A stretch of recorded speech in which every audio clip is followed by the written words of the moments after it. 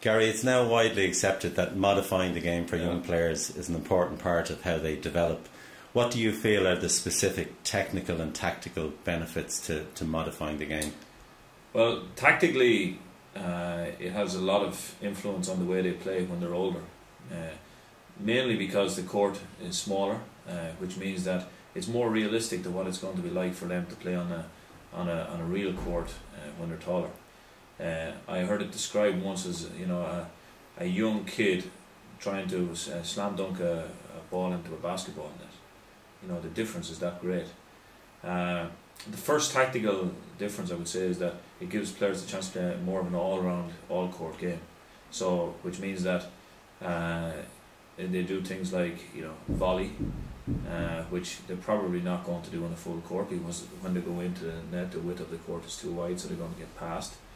They have a tendency to play, when they're on the narrower court, longer rallies, and this in turn means that they enjoy the game. They enjoy the game more, and they learn also, apart from tactical skills, they learn a lot of mental skills. They learn the patience to rally, and these things, and the fun that they probably wouldn't get on the full court.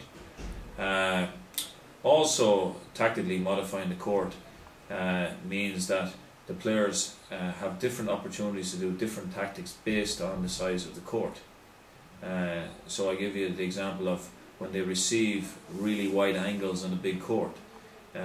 It's very difficult for them to get back from the angle to play the next ball. On a modified court, it doesn't have the effect like this. So it has a lot of tactical influence, but the main one I would say is that it allows them to play an all-court game, the kind of game that they're going to need when they're older. The rackets have a big influence over the tactic as well, because with the modified rackets they can do things like play slice backhand, which they probably wouldn't be able to do with a very heavy racket, and that has an influence over the tactic. So the tactic influences the technique, and the technique influences the tactic.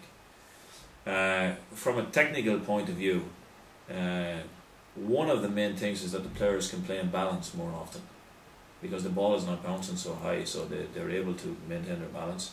The second thing is that the grip on the racket will be more neutral when players play on these courts.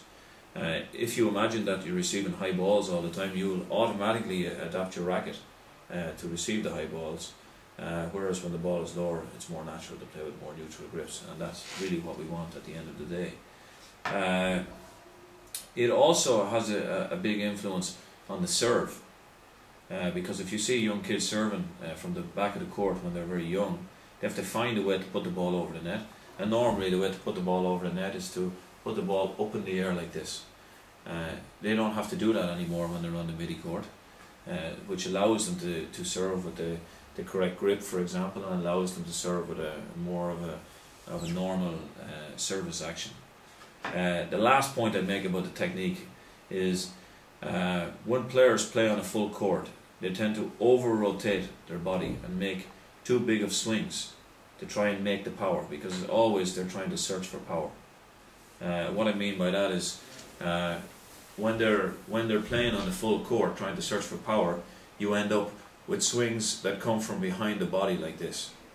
And long term, this is not the way we want the players to swing the racket. On a shorter court, you have a better chance of having a more compact and shorter swing. The last point I'd say is that technically they also will develop better volleys, just for the simple reason that they play more volleys. It's not the most difficult shot in the world, but certainly with the midi balls, the smaller racket, they will come in more, they'll volley more, they'll have more confidence at the net, and because they don't have to hit a very heavy ball, they don't have to swing the racket so much.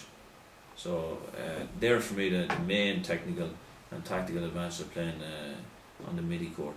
But remember one thing: the technical and tactical problems, they have an influence over each other, and the racket is key in all of this. That the parents need to understand that, you know, if you give a player the right size of court, the right racket and the right ball, normally they'll have reasonably good technique. Thanks, Garry.